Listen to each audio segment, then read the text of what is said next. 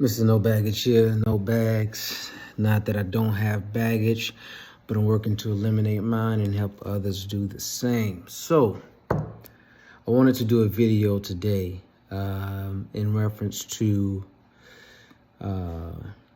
appreciating bad things, bad relationships, bad companies, all the above that you work for. Bad experiences from business, whatever it is, appreciating the bad. Now I know what you're thinking. Why would I want to appreciate bad? Why would I want to appreciate loss? Well, a couple of reasons. One reason is, how do you know what's good? How do you know what's good? How do you know when you're in a healthy relationship? Now, granted, some people are able to get moved right into a healthy relationship, right? They, right out of high school or right out of college, they start this relationship journey and they spend years together.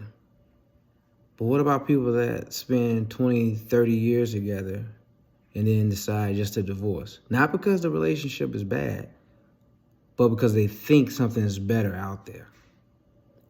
The kids have moved out, bodies have changed, or life has changed, and you guys just no longer want to be together. So then you have the other aspect of it. Someone that has gone through several bad relationships and finally found that one, or hasn't found that one, but you know what you don't want. So bad relationships, I'm speaking on relationship part right now, shows you what you don't want, and it shows you things that you need to deal with within yourself. The bad exposes what you need to develop and learn from. If something is bad and you don't learn from it, then you're losing, and you're always going to feel that loss. And bad relationships or bad situations that you hold on to expose where you are in your journey.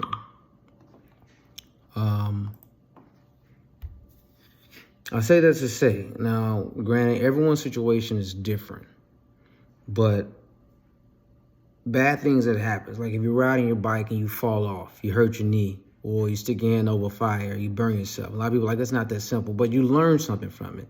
Even as a child, at the simplest form of your brain, you learn from it. I'm not going to do that again.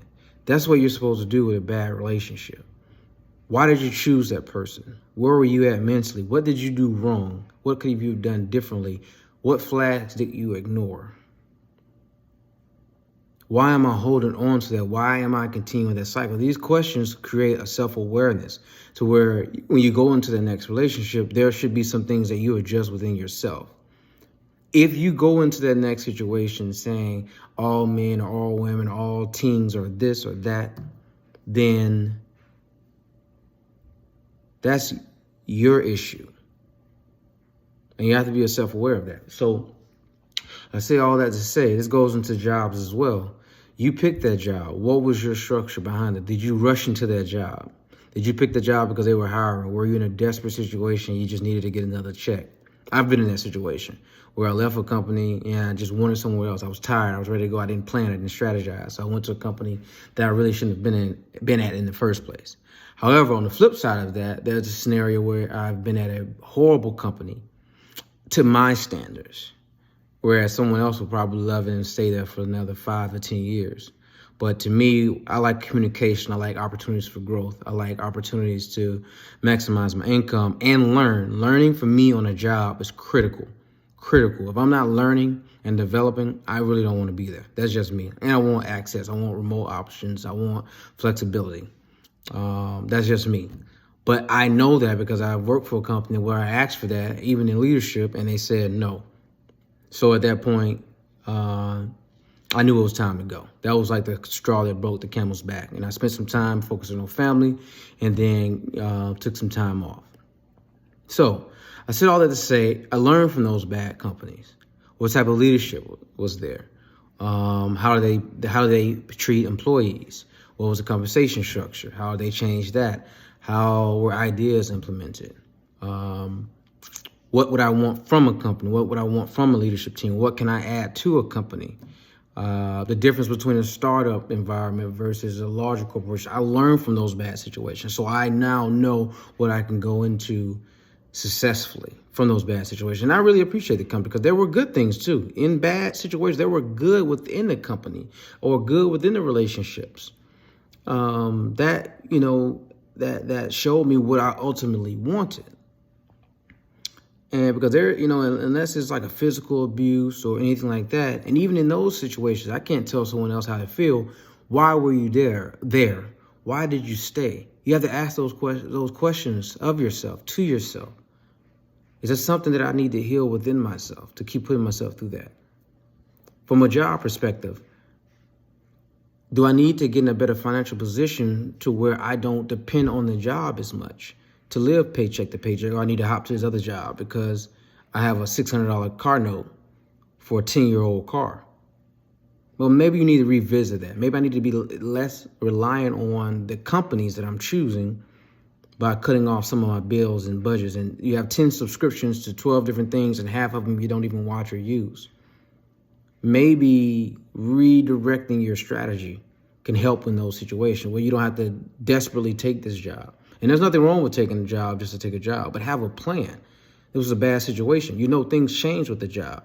But if you constantly keep adding more bills on, adding more stress on, and adding more things on you don't need, you're only adding to that issue. So think about that. So bad relationships, bad jobs are a good thing. They're a learning opportunity. If you don't learn from it, then you're going to repeat the cycle. And that's where we get bitter. That's where we get resentful because we don't learn from it. We repeat that cycle and never become self-aware of what was bad about it, what was good from it. Take the good, learn from it, and develop from there. Every relationship should not have the same results. Every job scenario should not have the same results. Either you learn something from it or you move on to something better.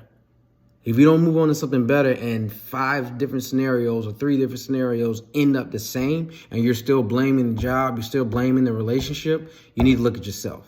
This goes with male, female, boy, dog, whatever it is. If the cycle continues, you have to look at yourself. So just my thoughts, my opinions. Take the good and the bad, learn from it, move on and break the same cycle. No bags.